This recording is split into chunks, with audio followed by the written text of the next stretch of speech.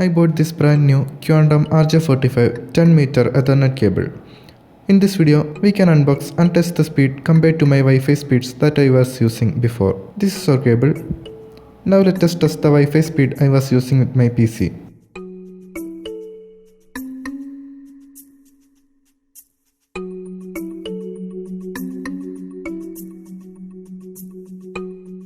Just for the reference, this is the original Wi-Fi speed I get if I place my PC near the Wi-Fi modem. Now let us connect the Ethernet cable to the modem and of course to the PC. You can see a green LED, that means our connection is using 1000 Mbps mode. This is the speed I am getting after I connected the quantum cable.